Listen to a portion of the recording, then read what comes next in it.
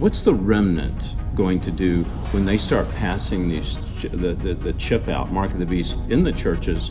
You can now download your education in a matter of minutes while I go to school. Help you live longer. Maybe they might say, hey, if I live longer, I can spread the gospel. Well, yeah, you're going to spread a lukewarm gospel. Women pastors on let's say, a women's group, take all the wives in the church to go get tattoos while they're out shopping and stuff. The experts in inking say that is the work of a shaman because it's about enhancing the soul.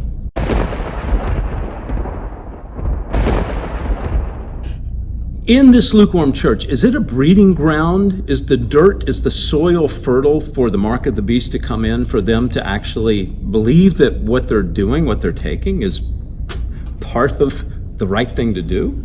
I think in a lot of churches, in the church of compromise, we have somehow bought the idea that cultural relevance is accepting the culture around us and trying to show that we're like them.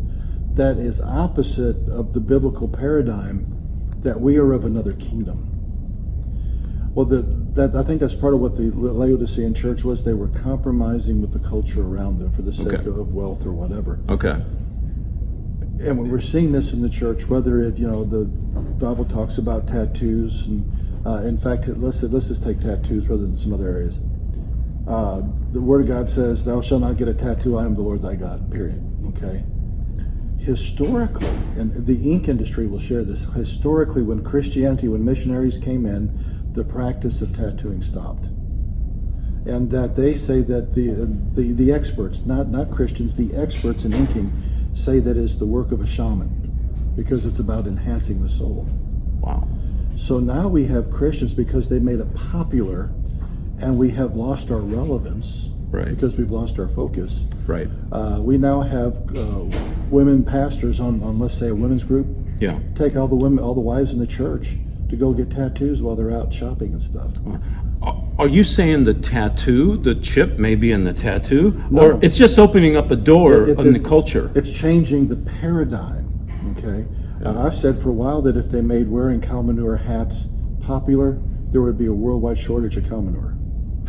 And a lot of the church would line up to buy those hats. Okay, so to sum it up, basically the church is marrying the culture. Okay, yes. It's all kind of like integrating to where you don't. There's no dividing line. It's all a gray area. So what that means is when they start, and we're using this loosely because we don't know in what way the chip is going to be administered. No. But let's assume, just for sake of argument, that it is administered. You need to take it in your hand. Okay.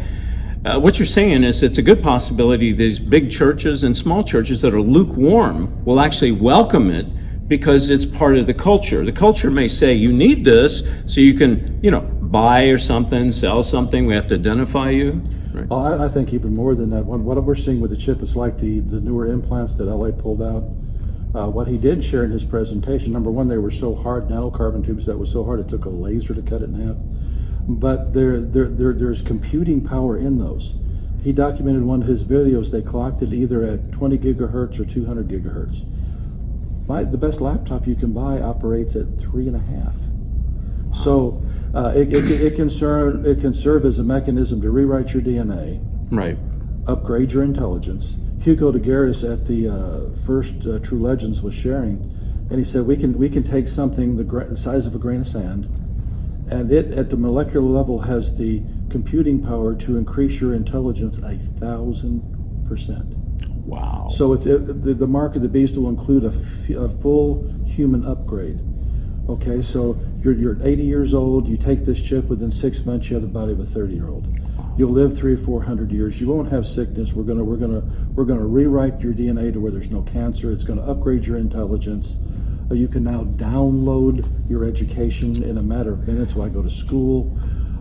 Can you imagine the pressure on that? You mean to tell me you're just still human?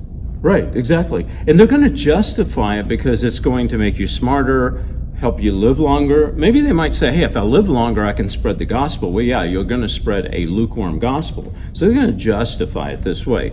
Okay, so what are we going to do? When I say we, what's the remnant going to do when they start passing the chip out, mark of the beast, in the churches? What are we going to do? Well, to quote the side of the left, my body, my choice. Yeah, I choose to be an organic human. But I think I have to let you in on something.